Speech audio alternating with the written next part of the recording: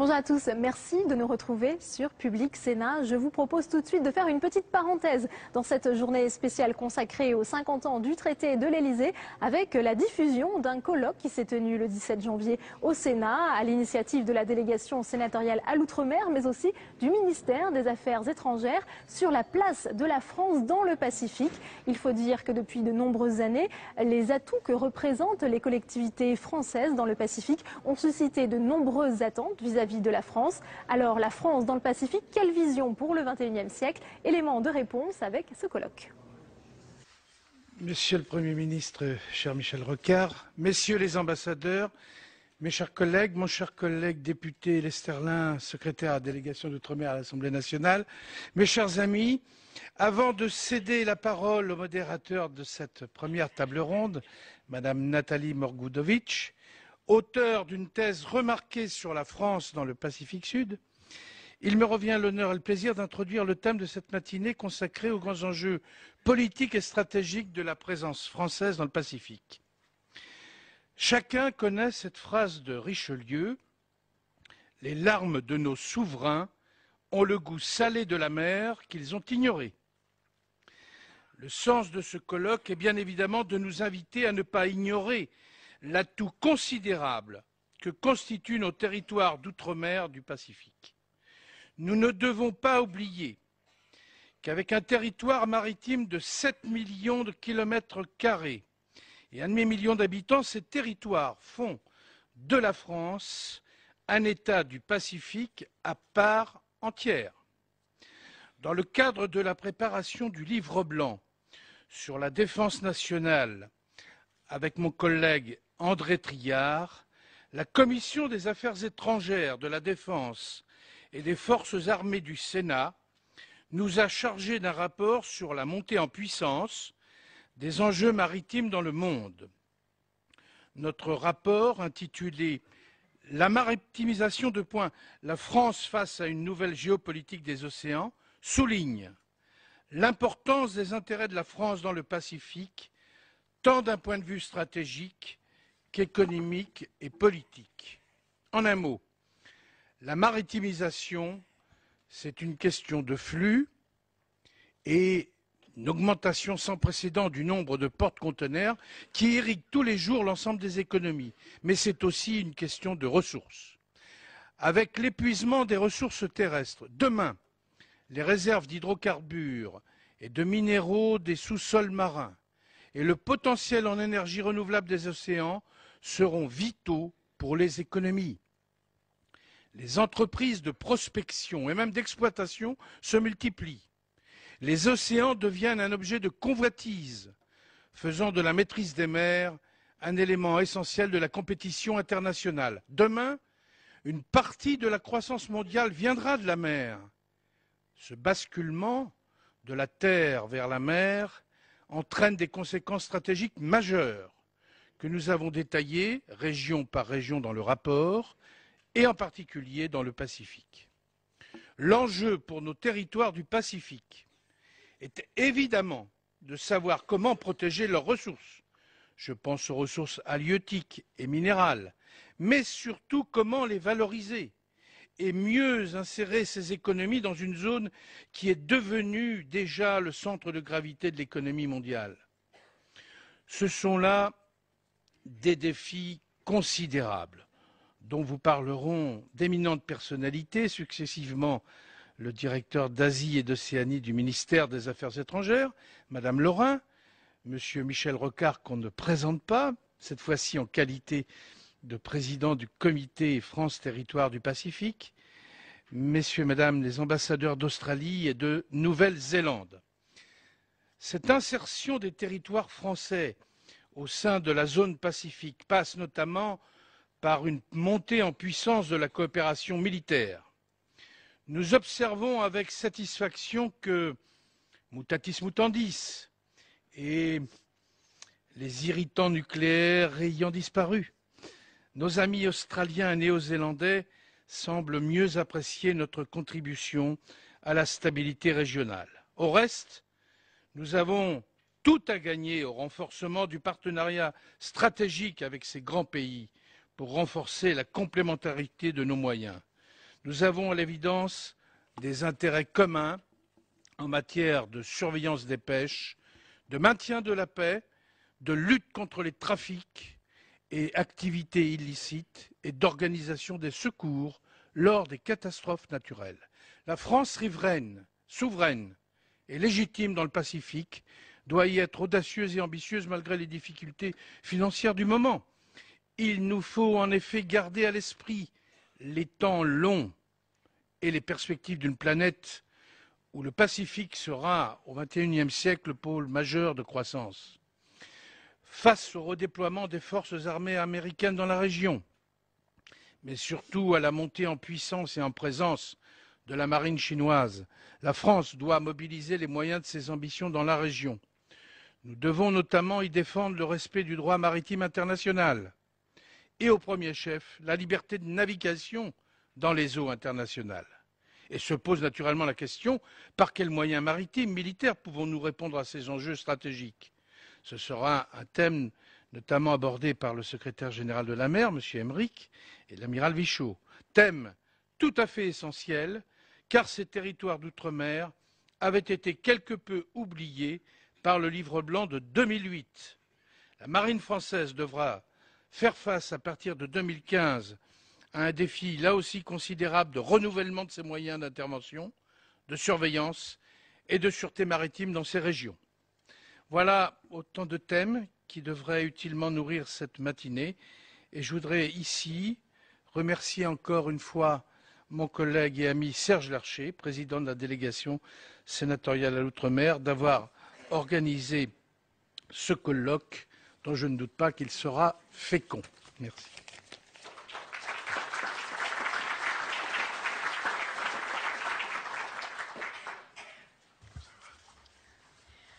Bien, alors nous allons lancer cette première table ronde qui va porter essentiellement sur les grands enjeux politiques et stratégiques de la présence française dans le Pacifique et qui englobera deux thématiques essentielles, à savoir premièrement la politique française du Pacifique et ensuite les moyens militaires et maritimes qui symbolisent ou qui caractérisent la présence française. Une façon de caractériser la présence française dans le Pacifique Sud. Donc nous allons commencer par cette première thématique. Je rappellerai simplement à nos interlocuteurs que nous sommes supposés, vous êtes supposés intervenir pendant à peu près 5 minutes chacun pour qu'ensuite nous puissions débattre, discuter de ces deux grandes thématiques. Donc je me permets tout d'abord d'introduire Monsieur Michel Rocard, oui, c'est vrai, que je ne présente pas non plus, et Monsieur Michel Rocard, à vous.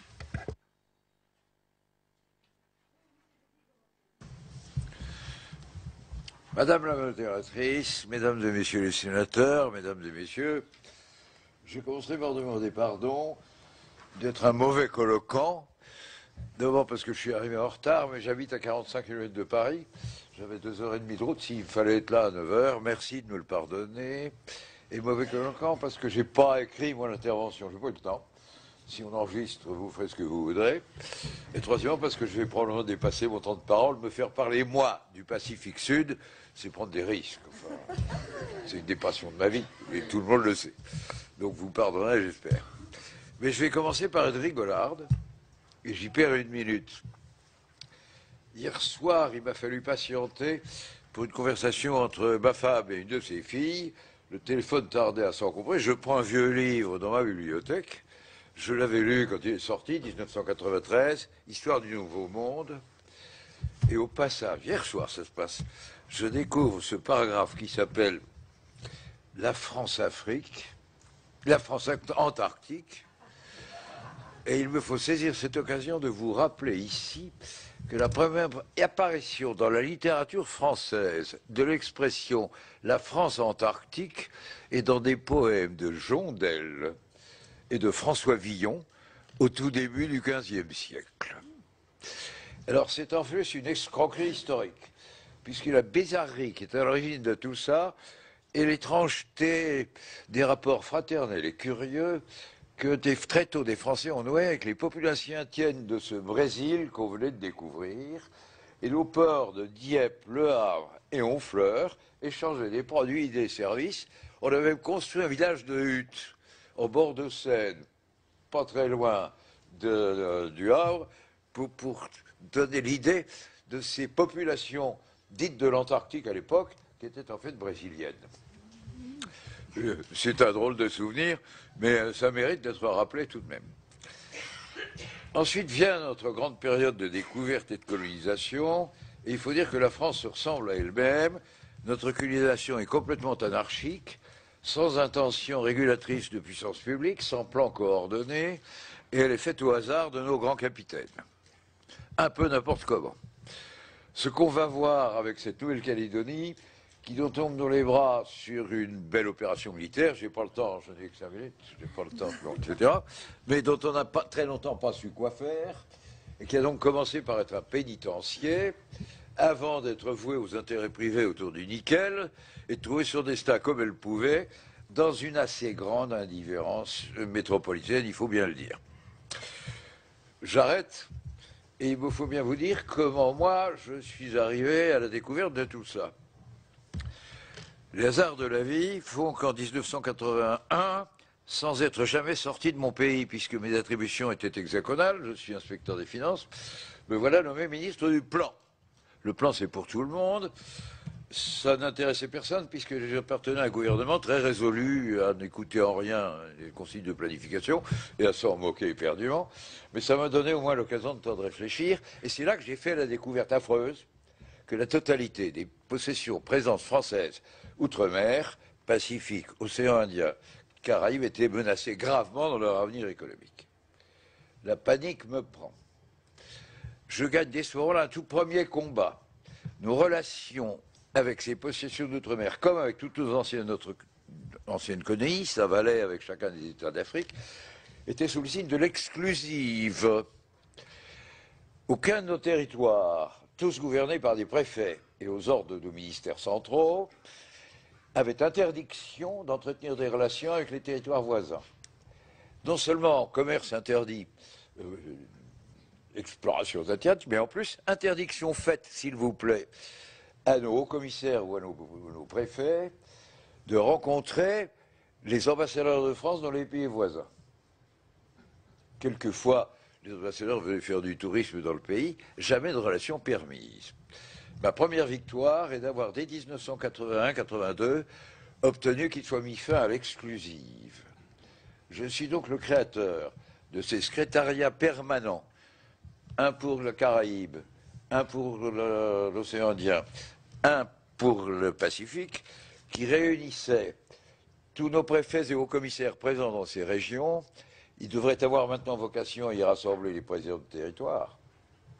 Mais ça commence par les préfets, avec les ambassadeurs de France de les pays voisins, justement avec l'ordre de suivre les affaires, de nouer des relations commerciales et de commencer cette politique qui ne commence donc qu'en 1981, qui n'est pas du tout encore achevée, et qui consiste à créer un enracinement économique de chacune de nos positions d'outre-mer dans son environnement régional proche.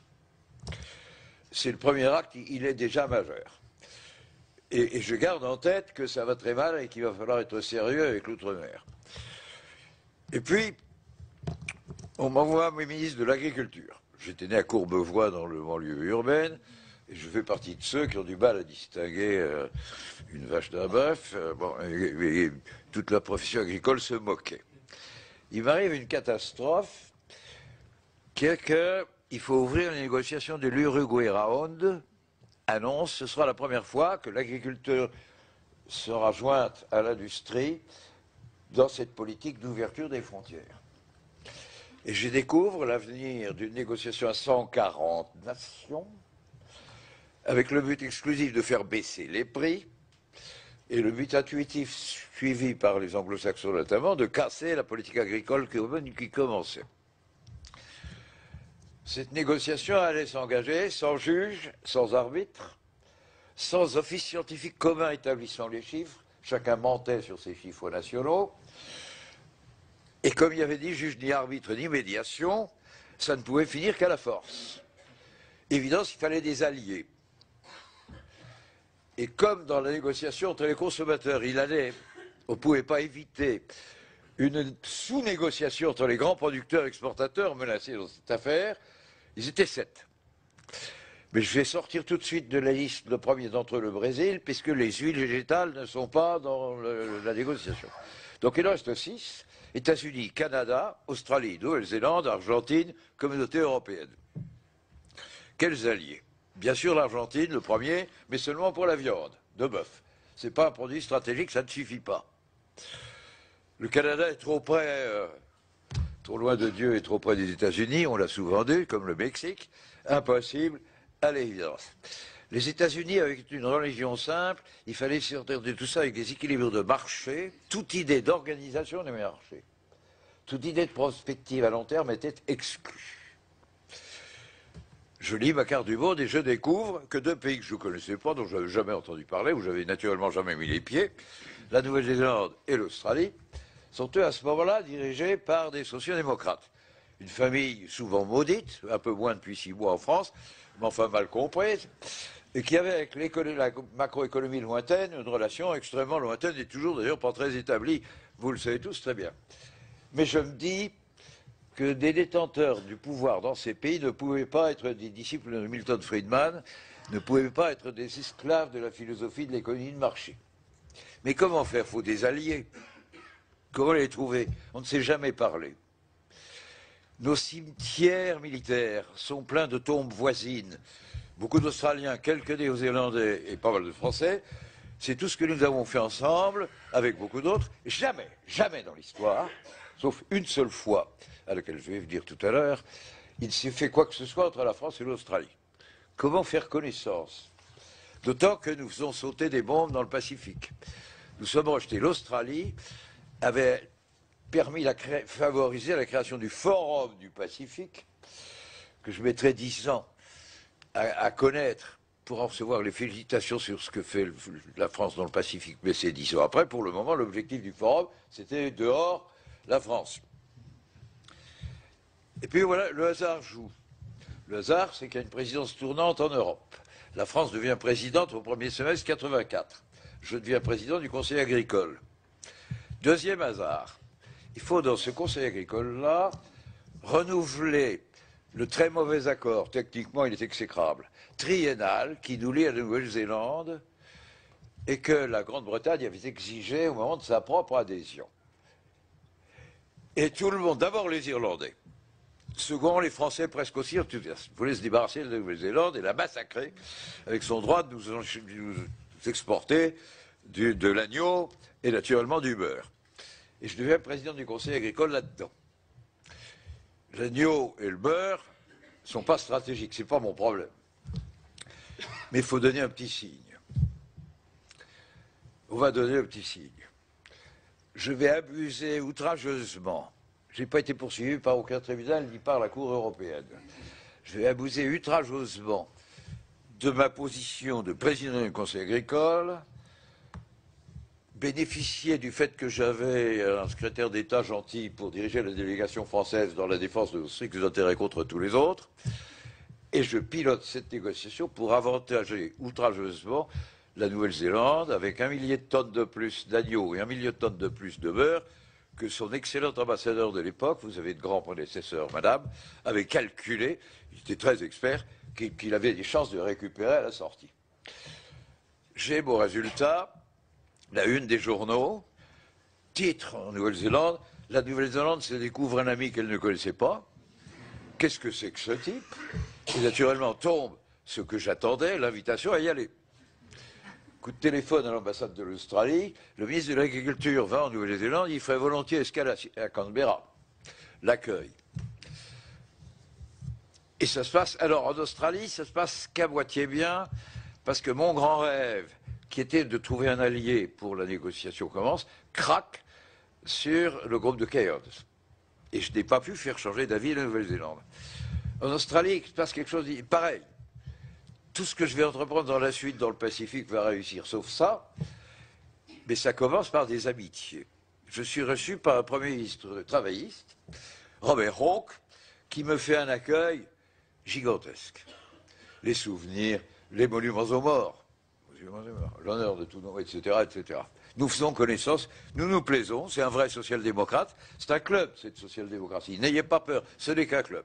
Il n'y a pas de puissance, le siège est gros comme le tiers de cette pièce, il y a 3 salariés. C'est rien, l'international social-démocrate. Mais c'est un club de bons copains. Et c'est une manière de penser. Nous voilà amis, en gros. C'est avec le désespoir qu'il me dit « je ne peux pas te suivre, nous sommes membres du groupe de Cairns, on ne peut pas encore faire ce coup-là aux Américains ». D'où la pagaille dans les négociations agricoles mondiales, mais j'ai un ami. Et puis, il se passe en France divers événements, dont un qui est que le gouvernement, le président de la République introduit la proportionnelle absolue dans nos élections. Ça me paraît un crime contre l'histoire de France et contre les chances de stabilité de ce pays. Je démissionne du gouvernement, ce qui fait que je n'en suis plus au moment de la tragique affaire du Rainbow Warrior, ce qui au moins dissocie ma signature de toute responsabilité de ce côté-là. Et puis, Nouvelle-Calédonie, ça se passe très mal en Nouvelle-Calédonie, conformément au pronostic du ministre du Plan. Ça se passe si mal que de passage à Paris, le ministre des Affaires étrangères d'Europe, qui s'appelait Gareth Evans, passe à Paris, vient me rendre l'amitié de venir me voir dans mon petit bureau de député de l'opposition, micro-bureau. Qu'est-ce que vous ferez en Nouvelle-Calédonie, vous? Panique. Je dis, on n'est plus au pouvoir. Il n'y a aucune espèce de chance raisonnable que le président Mitterrand regagne l'élection de 1988. Nous sommes dans le désastre, les affaires financières, les échecs. C'est rien. Et puis, il faut aller les voir. Mais quand même, enfin, c'est terrifiant ce qui se passe. Vous êtes en train de préparer une guerre civile. L'Australie a peur. La Nouvelle-Zélande aussi. Et elle est encore plus proche. Alors là, il faut bien tenir la route. J'invente. Et je dis une évidence, vous l'auriez tous dit d'ailleurs. Vous voyez la situation. J'y connais rien, je suis jamais allé, jamais vu. Bon. Le drame de la Nouvelle-Calédonie, c'est que personne ne veut se parler. Ni les deux communautés entre elles, la Kanak avec la Caldoche, ni eux avec un éventuel gouvernement social-démocrate, puisque pour les Caldoches, c'est des traîtres, ils sont prêts à tout lâcher tout de suite sans regarder. Et pour les Kanak, c'est simplement les complices d'une France dont les gouvernements mentent. Mensonge public à plusieurs reprises dans la tragique histoire de la Nouvelle-Calédonie. Et donc je réponds à mon copain Gareth, qui va le ressentir à Overhawk, on ne pourra rien faire. Si jamais les socialistes sont au pouvoir, on ne peut pas se parler. Il faut inventer une structure où des gens dotés d'une grande autorité morale accepteraient d'aller passer un peu de temps là-bas pour voir sous quelles conditions on pourrait recommencer à se parler. Il n'en faudra pas qu'un, puis tellement le problème est divers. J'invente ça. Depuis un petit bureau, sans aucune espèce d'autorité sur quoi que ce soit. Et puis, quand j'ai raconté tout le détail de tout ça au plus chrétien de mes ministres, Roger Fourreau, et comment on a conduit l'affaire à la paix finale, Roger Fourreau a eu ce mot, le Saint-Esprit dans cette affaire a frappé très fort. Je vous laisse la responsabilité, je reste laïque. Toujours est-il qu'il continue à taper fort. Un, Mitterrand est réélu. Et deux, hasard encore bien plus imprévisible, il me prend comme Premier ministre, alors que la qualité de nos relations était telle que je l'avais traité d'assassin après la guerre d'Algérie. C'était non probable. Les journalistes disaient bien que j'étais fort dans les sondages et que ça semblait s'imposer en termes journalistiques. Mais moi, le connaissant bien, je savais que jamais il ferait ça. C'était non super. Il l'a fait. Mais là, premier entretien avec le président dans la demi-heure qui suit dans le premier entretien qui suit ma nomination. Nouvelle-Calédonie, Monsieur le Président, vous avez été conduit à donner sur fausses informations cet ordre de traiter militairement le problème de la grotte d'Ouvéa. Est-ce qu'il en résulte que la Nouvelle-Calédonie est un dossier présidentiel que vous traitez et que vous suivez tous les jours? Ou est-ce que c'est un dossier gouvernemental normal? Réponse, c'est un dossier gouvernemental normal, vous vous en occupez. Je n'y connais rien. Ouvéa, c'est 6 jours avant. Il y a encore du sang partout. 20 morts. 21 morts, dont 2 Français. J'ai un gouvernement à refaire. À faire. Une campagne électorale à conduire, nous dissolvons l'Assemblée. Je passe 3 jours à lire exclusivement sur la Nouvelle-Calédonie, de l'histoire. C'est là que j'apprends. que les deux peuples calédoniens, le franco d'origine européenne et l'autre, ont été victimes de mensonges historiques. Celui de 1963, où la réponse faite à la lettre envoyée par les élus néo-calédoniens au général de Gaulle en 1958, la loi de fer qui prévoit l'autonomie des territoires et qui s'applique à Nouvelle-Calédonie, va-t-elle continuer à être appliquée? Ce n'est pas de Gaulle qui répond, ce sont trois ministres d'État, Antoine Pinet, Guy Mollet et Roger Frey. Roger Frey pour le GOUIS. Le poids. Naturellement, la loi de fer continuera à s'appliquer, la Nouvelle-Calédonie gardera son assemblée élue, un gouvernement choisi à l'intérieur de l'assemblée. Naturellement, le préfet reste chef de ce gouvernement, mais il est l'exécutant d'un collège légal.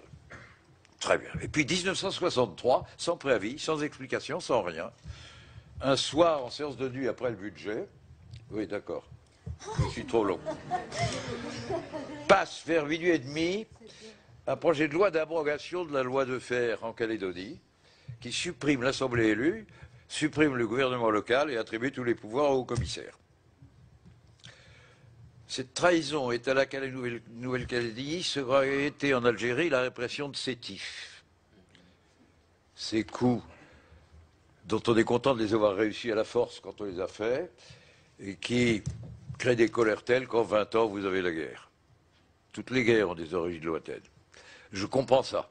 J'apprends. Je comprends ça. Le deuxième est l'erreur de M. Ponce qui voulait faire ratifier par un référendum local un statut inégalitaire en Nouvelle-Calédonie pendant le gouvernement Chirac de la période de transition. Mais il était embêté, personne n'allait voter. Seuls les Blancs de Nouméa, les Blancs de Brousse, certainement pas par peur, et les Kanaks par décision de boycott. Mais on est tous cousins en Nouvelle-Calédonie.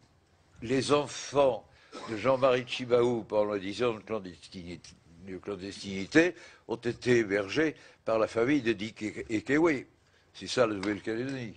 Ça vaut l'Algérie d'ailleurs. Qu'est-ce qu'on va faire? Et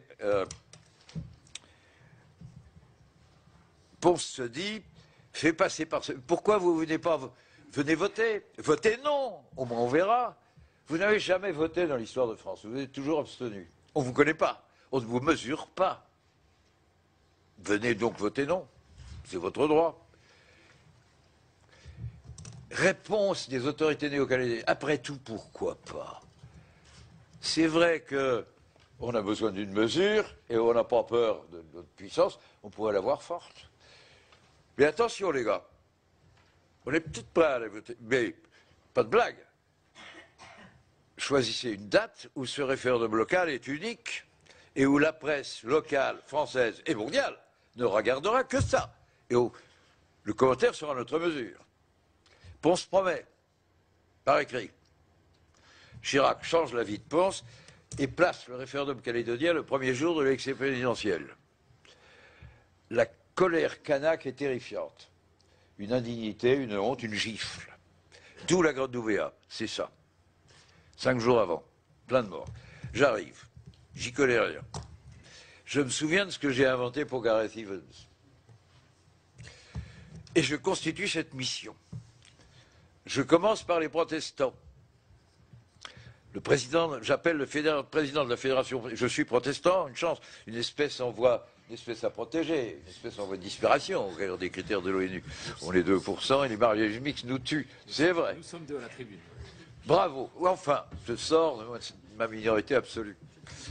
Et au téléphone, M. Stewart, président de la Fédération protestante de France, me dit c'est une grande idée, c'est une grande mission. Si vous permettez, Monsieur le Premier ministre, je la prendrai en charge moi-même. Beau début. Il me fallait un franc-maçon au nom du seul endroit de Nouvelle-Calédonie où Caldoche et Kanak se rencontraient un peu. Et Roger Léret accepte tout de suite, ravi. Après, il m'a fallu l'Église catholique, apostolique et romaine. Je veux vous dire que j'ai commencé par son président, le cardinal de Courdray, qui est l'archevêque de Lyon, un prophète. Au téléphone, il me dit, mais c'est une idée magnifique, mais il faut. On tombe d'accord sur le nom du chanoine Guy Berthaud, avec qui j'avais négocié dans l'enseignement agricole privé. J'appelle le chanoine Guy Berthaud. Mais enfin, monsieur le Premier ministre, j'ai un employeur. Ah bon, qui c'est l'employeur? C'est le cardinal de Paris. Ah, un grand politique. Ça, c'est autre chose. Le cardinal de Paris me dit, est-ce que vous savez que l'Église catholique, apostolique et romaine a cessé de rendre des services de puissance publique à l'État en France depuis la jeunesse de Louis XIV? Vous nous demandez un service? Je ne suis pas très favorable. Pour la première fois depuis 300 ans.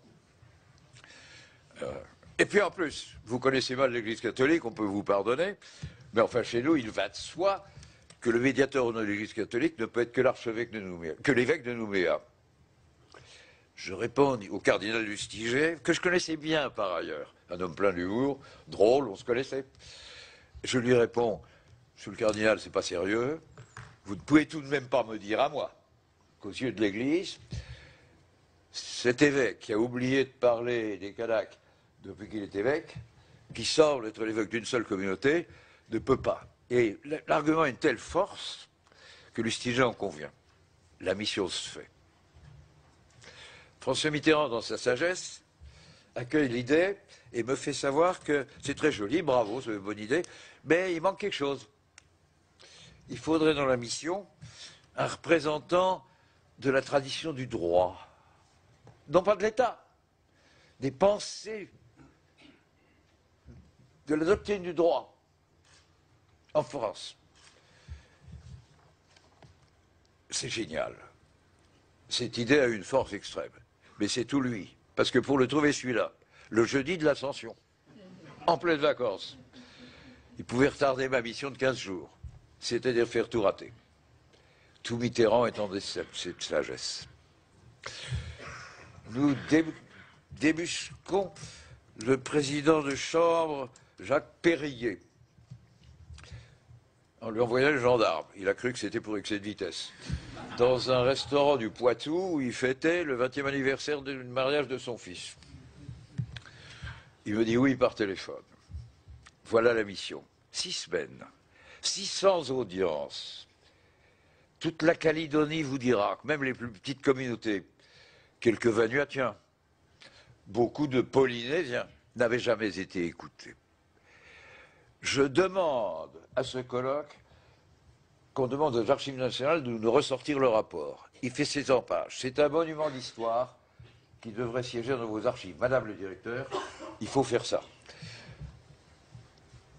La mission était accompagnée de 2 préfets, le préfet Christian Blanc, le nom est connu, qui était un ami des socialistes. J'ai voulu y incorporer un sous-préfet en choisissant l'ancien conseiller pour l'outre-mer de Raymond Barre.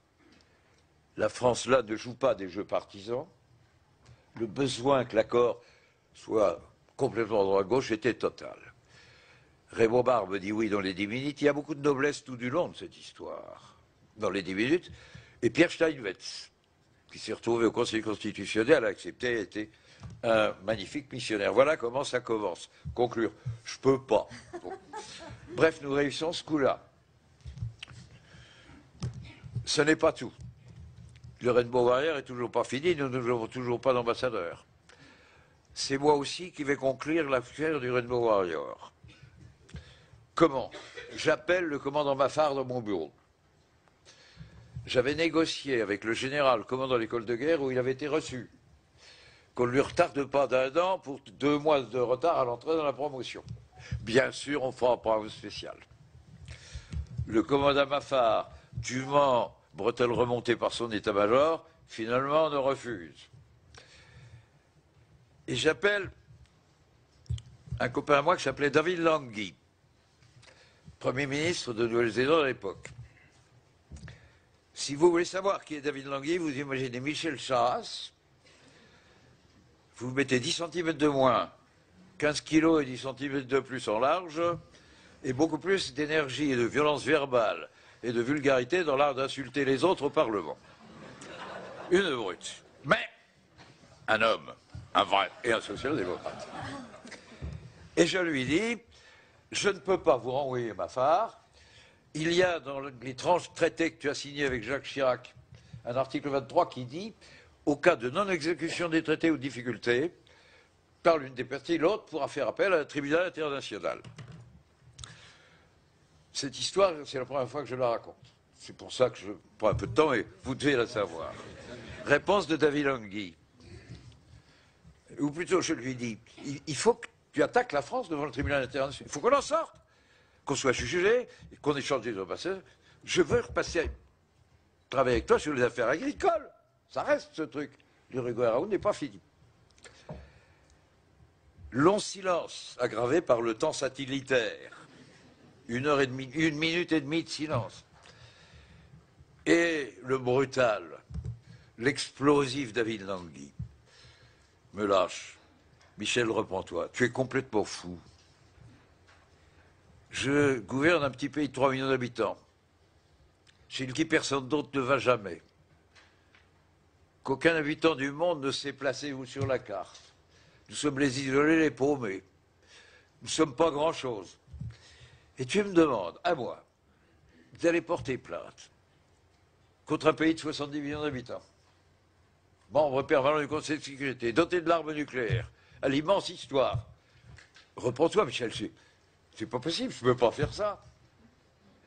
Alors, David, on attend un siècle avant d'échanger les ambassadeurs, avant de recommencer à travailler? Comment ça se termine tout ça? Je ne peux même plus serrer la main des Australiens, tellement ils sont fidèles et solidaires tout le long.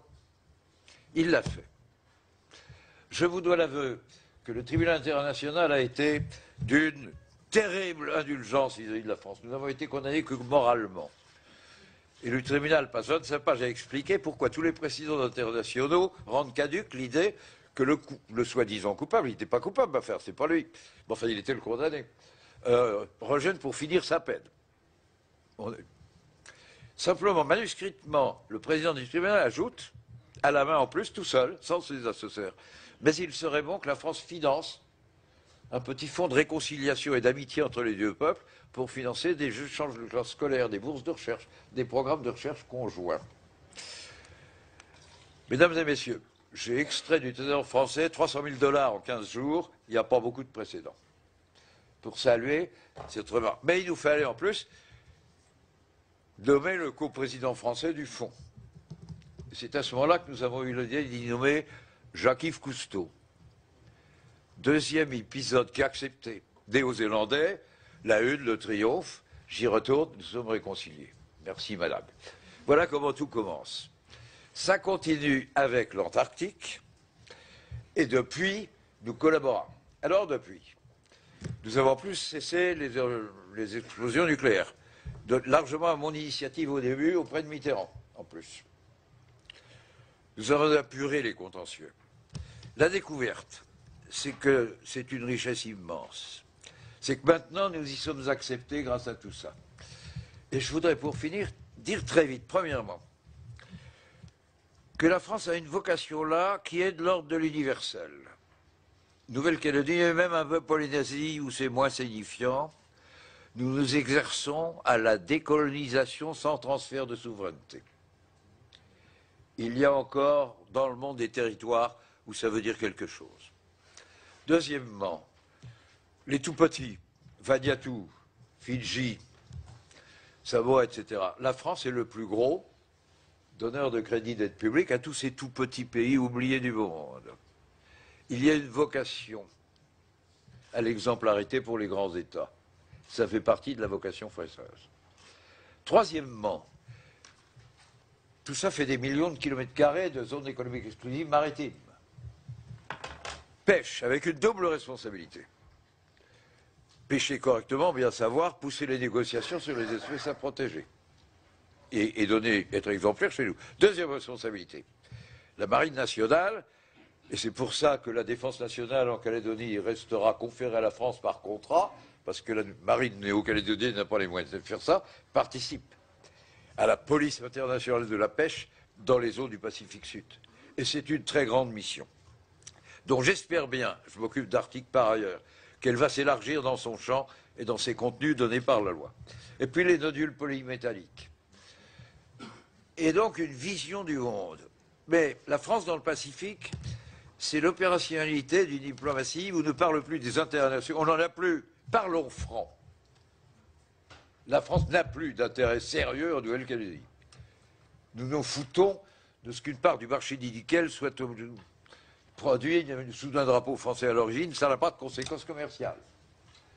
Mais nous menons une diplomatie de l'exemplarité, de la réconciliation, de la naissance de la fraternité entre des peuples qui se sont trop longtemps conduits. Et maintenant, suite à tout ce que j'ai pris trop longtemps pour vous raconter, nous y sommes bien reçus et bien accueillis. Je veux saluer la fraternité qui nous lie, la joie de nos rencontres et la constance de mes excellents rapports, non seulement avec la Nouvelle-Zélande, mais peut-être plus constitutivement en plus avec l'Australie, puisque la France et l'Australie sont les deux nations pilotes et majeures de toutes les diplomaties de l'Antarctique. Voilà, j'ai été trop long, je demande pardon, je vous avais prévenu quand même. Comment voulez-vous que je sois plus court que un petit départ?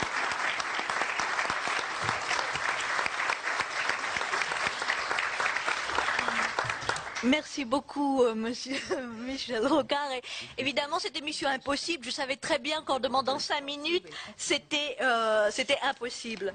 Alors, simplement, oui, voilà.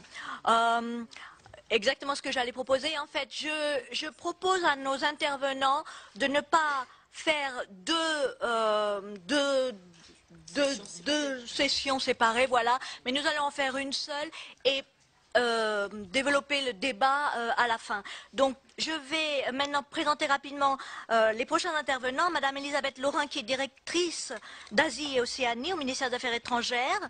Puis nous écouterons l'ambassadrice de Nouvelle-Zélande et également la représentante permanente auprès de l'OCDE, Madame Rosemary Banks, et l'ambassadeur d'Australie, Monsieur Rick Wentz. Puis nous écouterons immédiatement dans la lancée Michel Emmerich, secrétaire général de la mer, quel beau titre, et le vice-amiral Jean-Louis Vichot, ancienne autorité de coordination pour les questions internationales à état-major de la marine. Merci beaucoup et à vos micros. Oui, merci beaucoup, madame. Monsieur le Premier ministre, mesdames et messieurs les parlementaires, madame l'ambassadeur, messieurs les ambassadeurs, mesdames et messieurs, j'ai quasiment mission impossible de parler après le Premier ministre, une telle expérience, une telle vision historique, une telle perspicacité et qui aussi a développé ce que nous pourrions faire tous ensemble pour le XXIe siècle dans cette région. Je voudrais juste témoigner un témoignage tout récent qui associe l'ambassadeur de Nouvelle-Zélande, puisqu'elle nous avait réunis autour du ministre de la Culture néo-zélandais, qui est aussi ministre en charge des commémorations pour la Première Guerre mondiale. Et je voulais, par ce symbole, évoquer ce que l'on a souvent dit, cette tyrannie de la distance entre la France métropolitaine et puis cette région du Pacifique. Je crois que les hommes, la volonté politique, le courage aussi humain, et je fais référence aussi à tous ces soldats néo-zélandais, ces soldats australiens qui sont venus sur notre métropole, sur la terre de France aussi, pour nous aider dans les temps difficiles. Eh bien, cette tyrannie de la distance, nous avons su, par la volonté politique, par des idéaux partagés, par des valeurs communes, nous avons su l'abolir, cette tyrannie de la distance. Pardonnez-moi cette note un peu personnelle, mais je pense qu'il fallait y rendre hommage et vous rendre hommage, madame et monsieur aussi, et à travers vous, vos deux pays. Peut-être de manière peut-être plus rapide, plus synthétique, pour aider peut-être à ouvrir et à lancer le débat, notamment avec mes collègues ambassadeurs. Qu'est-ce que le Pacifique aussi pour ce XXIe siècle? Alors le Pacifique, on en a rappelé l'immensité géographique, hein, c'est plus de 17 500 kilomètres de large, c'est aussi au point de vue économique, et vous le savez tous, pour ce nouveau siècle, c'est le moteur de la croissance mondiale. On dit que cela représente à peu près un tiers du PIB mondial et cela devrait consacrer sur les 5 prochaines années à venir près de la moitié de cette croissance mondiale. C'est aussi, et certains des orateurs précédents l'ont rappelé, c'est le premier espace de transit au monde en flux de marchandises. 70% du trafic mondial. Vous comprenez que dans ce contexte-ci, l'importance de la liberté de navigation et de circulation qu'évoqueront certains orateurs suivants lors des prochaines tables rondes. C'est aussi plus de 3 milliards d'habitants, c'est-à-dire 60% de la population mondiale. C'est aussi 52% de la surface de la Terre, 6 des plus grandes armées du monde et la présence de 5 membres du Conseil de sécurité, la France et le Royaume-Uni au titre notamment de leur territoire du Pacifique. Cette importance, ce poids dans l'économie mondiale, ce poids aussi et cette responsabilité en matière de paix, de stabilité, à la fois dans l'environnement régional mais au niveau mondial, ces États du Pacifique partagent cette responsabilité, ont des devoirs et notamment des devoirs d'agir. Quand je parle de ces États du Pacifique, je parle bien entendu de la France. La France a aussi et partage ses devoirs et ses responsabilités. La France, État du Pacifique, après ce que vient de nous dire le Premier ministre, je crois que et tout le travail accompli, il n'y a plus aucun doute dans la perception que l'on peut avoir sur ce sujet. La France, c'est aussi 550 000 Français installés dans nos 3 collectivités territoriales. C'est aussi une zone économique qui représente les 2/3 de la zone économique française. C'est les forces armées de Nouvelle-Calédonie, de Polynésie française et un réseau diplomatique, vous l'avez évoqué déjà, de 5 ambassades dans la région. La France est bien un État du Pacifique, une population, un territoire, une autorité reconnue pour tous. Elle a des partenaires majeurs, et je veux citer la Nouvelle-Zélande et l'Australie. L'Australie, vous le savez, attire beaucoup les Français, puisque nous avons plus de 60 000 Français et nous en avons 6 000 en Nouvelle-Zélande. C'est donc aussi cet intérêt de la population française qui grandit vers le Pacifique Sud. Avec l'Australie, nous avons un partenariat stratégique, nous sommes membres du G20, nous avons des responsabilités essentielles, comme avec la Nouvelle-Zélande, en matière économique, en matière de facilitation du commerce, et nous avons aussi 2 partenaires extrêmement actifs en matière de libre-échange, de zones de libre-échange, et peut-être ils pourront nous en parler un peu plus longuement sur tous ces partenariats transpacifiques qui vont se créer et l'impact que cela va avoir pour nos échanges et le développement de nos échanges. Je voudrais aussi rappeler, comme l'ont fait d'autres orateurs, l'importance pour nos collectivités territoriales de l'insertion dans ce contexte régional et du rôle qu'elles peuvent jouer en matière économique. On a évoqué les ressources minières, la Nouvelle-Calédonie qui a des accords très proches en matière de nickel avec le Japon ou la Corée du Sud, en matière de ressources halieutiques, en matière de tourisme. Il y a des potentialités énormes, elles sont exploitées, on peut aller encore plus loin. Et je crois que ces interactions, notamment avec les pays voisins, comme l'a évoqué le Premier ministre, sont extrêmement importantes pour tous. Parmi les grands acteurs internationaux, et je pense que mes collègues d'Australie et Nouvelle-Zélande en parlera, il y a 2 acteurs majeurs aussi dans la région. C'est la Chine, qui a exprimé un intérêt renouvelé pour le Pacifique Sud. Il y a aussi les États-Unis, et je pense que la présence, par exemple, de la secrétaire d'État au dernier dialogue post-forum des îles du Pacifique était quand même très symbolique de ce regard de ces puissances vers le Pacifique Sud, les enjeux, les potentialités. Ce qui est aussi important pour nous tous et auquel nous souhaitons contribuer, c'est la stabilité et la sécurité régionale, et qui est marquée par une fragilité croissante de certains pays moins avancés du Pacifique, fragilité parfois politique, fragilité sans doute économique par leur statut de PMA comme il est attesté, aussi fragilité climatique, fragilité sur lesquelles il faut que nous travaillions ensemble, nous le faisons déjà au niveau régional, mais aussi dans les grandes enceintes internationales, qu'il s'agisse des problèmes climatiques ou des problèmes que l'on peut trouver en matière de développement. Les évolutions politiques et institutionnelles des collectives françaises du Pacifique, Monsieur le Premier ministre, vous les avez évoquées, je me ferai très très modeste à ce sujet. Je passerai donc plutôt, et vous l'avez déjà évoqué aussi, pardonnez-moi, j'ai l'impression de répéter un peu l'effort financier et les transferts budgétaires importants que la France s'efforce de faire vers ses collectivités et qui représentent plus de 2,5 milliards d'euros.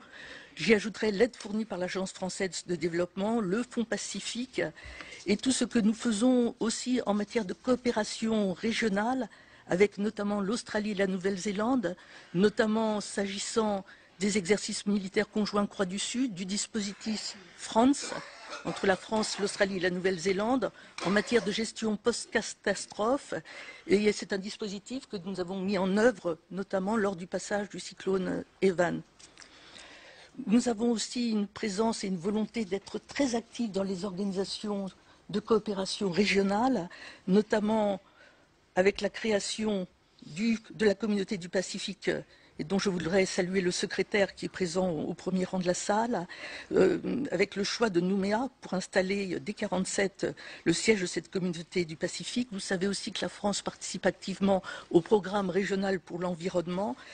Elle est aussi membre du Forum des îles du Pacifique qui a été créé en 1971 par l'Australie et la Nouvelle-Zélande.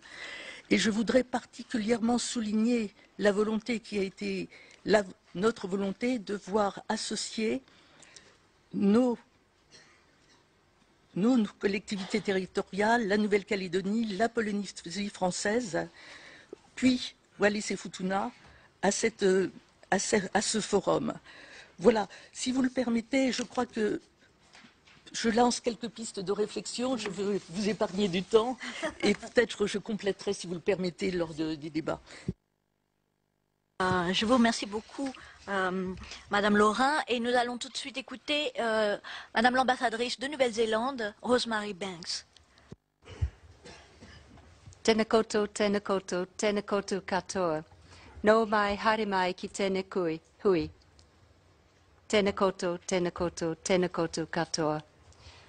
Monsieur le Premier ministre, messieurs les sénateurs, mesdames et messieurs, merci de m'avoir invité à prendre la parole devant un impressionnant rassemblement d'amis du Pacifique pour vous parler des perspectives de la Nouvelle-Zélande sur la présence de la France dans notre région, maintenant et à l'avenir.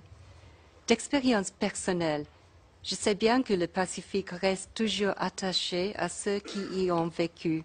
L'immensité de l'océan, l'éclat des étoiles, la richesse et la diversité de la culture et des langues. Le Pacific Way, la façon typique de faire les choses.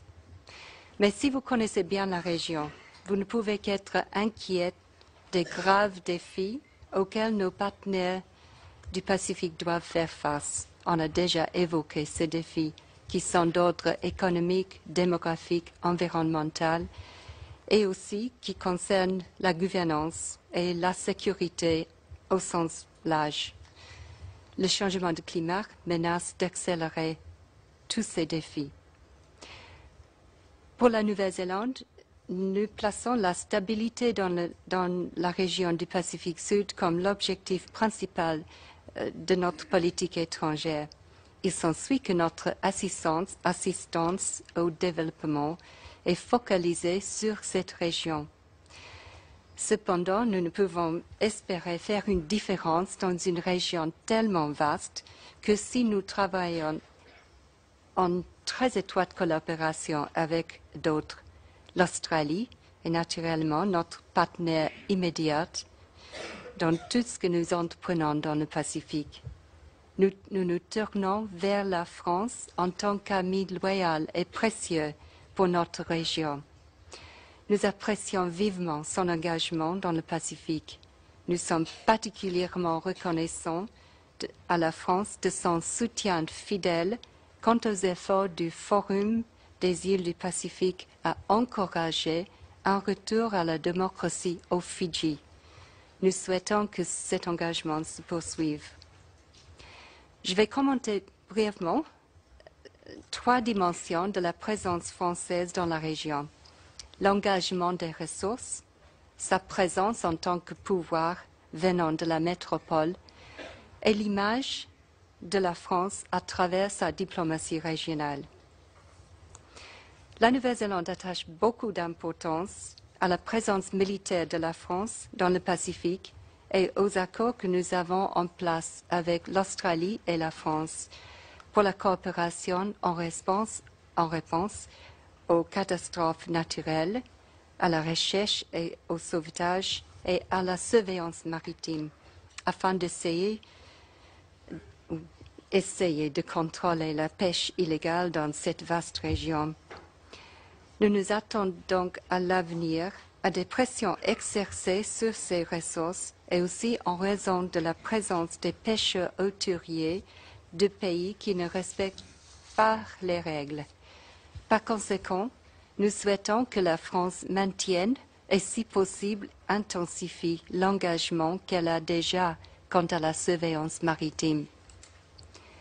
En tant que puissance de la métropole, la Nouvelle-Zélande est prête à travailler avec la France alors que celle-ci continue à définir sa relation future avec la Nouvelle-Calédonie et la Polynésie française.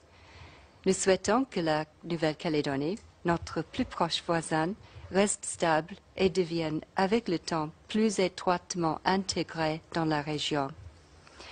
Notre ministre des Affaires étrangères, Mary McCalley, s'y intéresse personnellement. Il a souligné la nécessité d'un dialogue actif du gouvernement calédonien en direction de ses voisins du Pacifique pour renforcer ses liens avec la région et développer sa propre identité dans le Pacifique et sa présence au sein des membres du Forum. Alors qu'une période cruciale approche dans le processus d'accord de Nouméa, la Nouvelle-Zélande se tient prête à partager toute expérience pertinente. Nous voulons être constructifs dans notre travail avec la France au cours des prochaines années pour aider la transition de la Nouvelle-Calédonie vers quelles que soient les futures relations qui seront démocratiquement décidées. Cela est, après tout, la façon de faire les choses dans le Pacifique, être prête à s'entraider. Mon dernier commentaire concerne l'image et la présence de la France que la France peut apporter à la région Pacifique. Aucun pays insulaire indépendant ne peut établir une ambassade à Paris.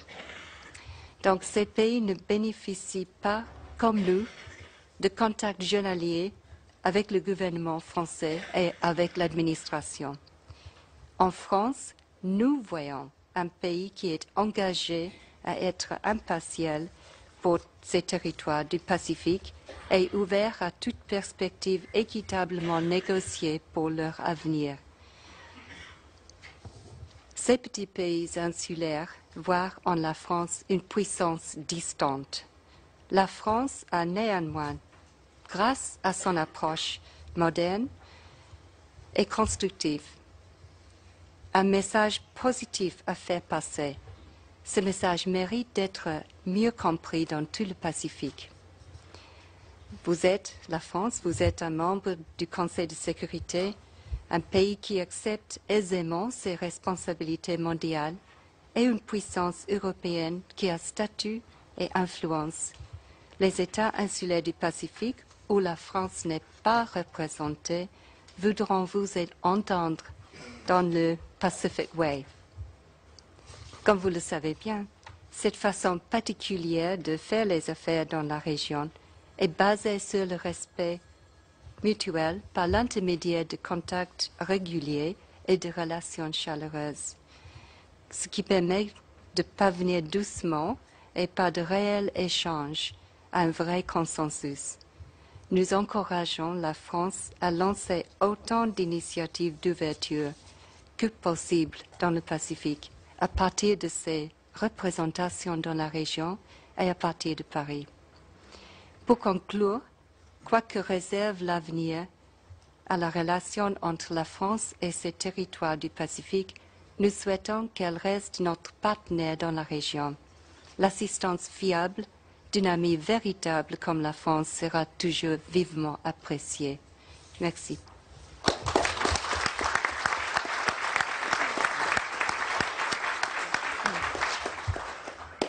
Nous allons maintenant passer à M. Rick, ambassadeur d'Australie. Merci, Mesdames. Monsieur le Premier ministre, Mesdames et Messieurs, premièrement, je voudrais vous remercier pour l'invitation d'aborder ce sujet ici en votre présence. Deuxièmement, et personnellement, permettez-moi de dire comme je me réjouis d'entendre autant de voix ici qui réclament pour la France une présence majeure dans le Pacifique. Pour l'Australie, le Pacifique est une région d'importance capitale. l'Australie est le partenaire le plus important des États insulaires du Pacifique en matière sécuritaire, économique et d'aide. Le monde se tourne vers l'Australie pour qu'elle joue un rôle de premier plan dans le Pacifique et juge l'Australie sur les performances qu'elle enregistre dans cette région. Les États insulaires du Pacifique sont confrontés à des défis de taille. Un tiers de leur population vit dans la pauvreté. Nombre d'entre eux voient leurs perspectives économiques limitées par leur isolation. Ils sont exposés à des catastrophes naturelles parfois extrêmes. La stabilité de certains de ces États a été parfois menacée par des différences ethniques. Les États insulaires du Pacifique recouvrent une vaste zone du globe.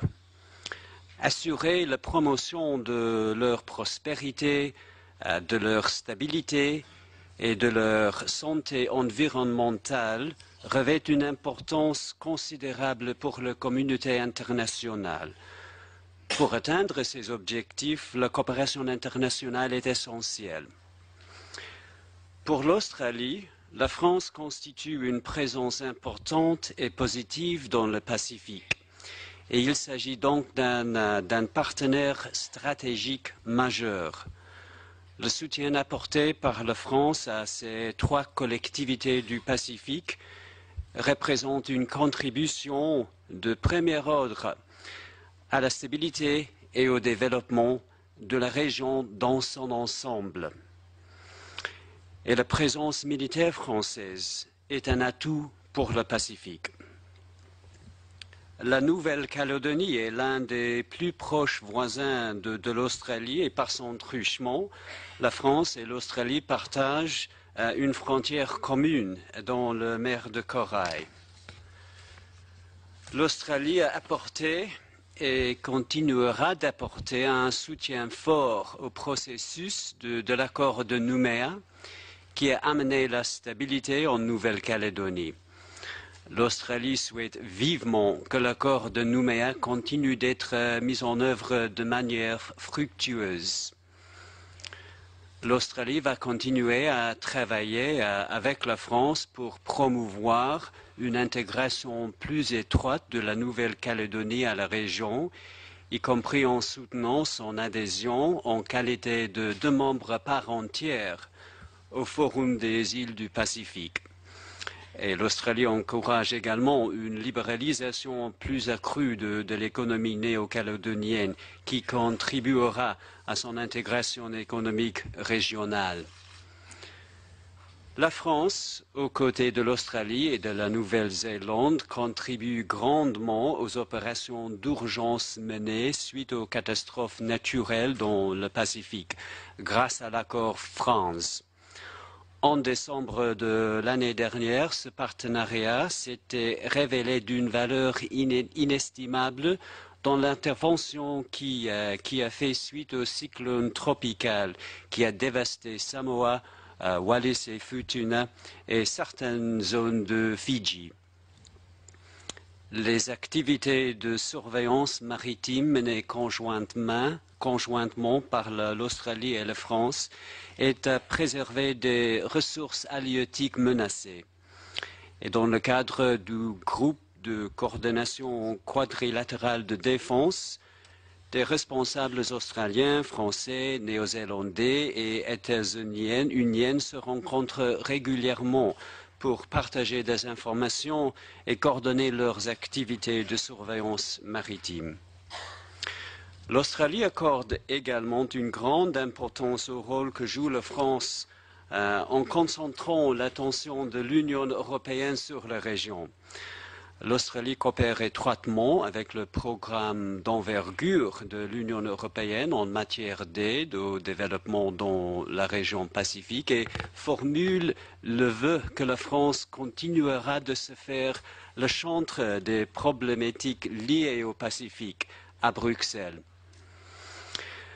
L'Australie souhaite étendre sa coopération avec la France en ce qui a trait aux questions liées au Pacifique. Et dans ce contexte des forums tel que celui-ci contribue considérablement à la compréhension des enjeux qui sont respectivement les nôtres, ainsi que de ceux des nations et peuples du Pacifique.